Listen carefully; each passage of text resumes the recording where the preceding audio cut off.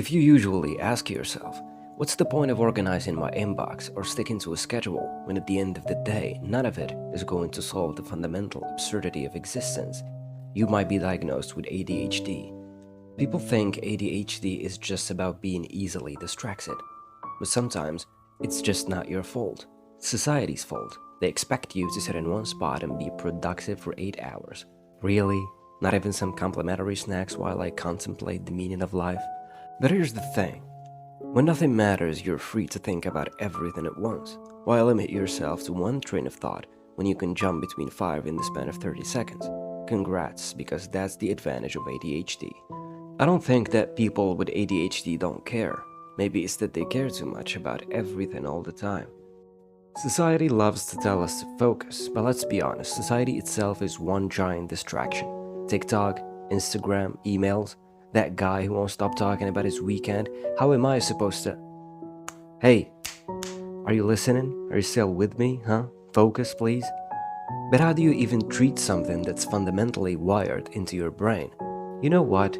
Maybe it's true that you watch videos about quantum mechanics and wonder if free will is just an illusion right in the middle of writing a report or working on a project and never finish what you started. But at least you'll die with dignity and some random trivia in your head. What else could embody the relentless dance of a mind both bound and unbound, tethered by society's demands and tormented by the chaos within its own mind? A spirit restless and unyielding, that endures the strain of a world built for focus, for singularity, while it flourishes in multiplicity, in disorder, in the delightful absurdity of distraction. How longer must one withstand the pressure to conform, to sit still, to focus when the mind itself rebels against such rigid structures? And yet, in this rebellion, there is something glorious, a chaotic defiance against the absurdity of linear thought. Is it any wonder that in the midst of this frenetic storm, there arises a strange affection, a reverence even, for the very distractions that pull us away from societal order? For every stray thought, every fleeting impulse is not a failure but a celebration of the mind's refusal to be confined. This entire state of being, is it a symptom of disorder or a testament of resilience? A mind that refuses to be tamed by schedules or clocks? A spirit that sees beauty in the mess, meaning in the madness? It is the ecstasy of existence untethered, a chaotic dance with time itself, where focus is a myth and every distraction opens a new possibility, a new path not taken. And though society may sneer and call it disorder, the mind knows the truth. It is freedom. It is potentially unbound by the ordinary, a joyous revolt against the mundane. And so the cycle repeats. The world demands order and the mind offers chaos. But in that chaos there is more life, more depth, more of what it means to truly be, and the spirit forever confused on how to engage. So how do you deal with a mind that insists on doing everything except what it's supposed to? Simple. You don't fight it, you embrace it. Because what's the alternative? Submitting to a world that was never built for your kind of brilliance? Nietzsche would probably say that to fight your nature is to deny your own will to power, the inner drive to create meaning from chaos. You can either spend your life wrestling with your mind or start working with it.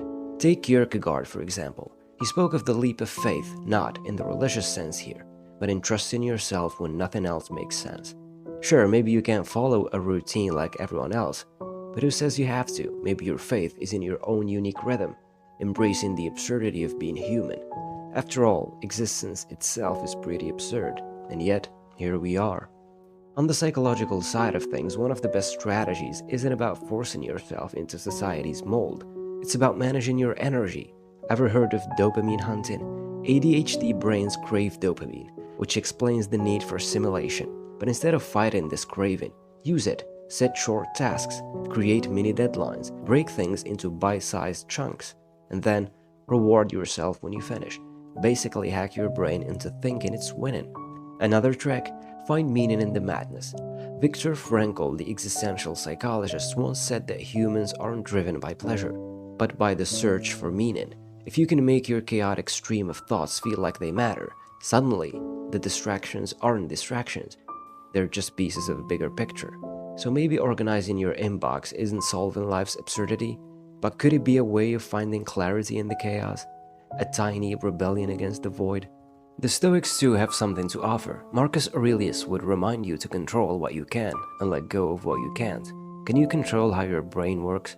Not entirely, but you can control how you structure your time, how you respond to distractions, how you treat yourself in moments of frustration.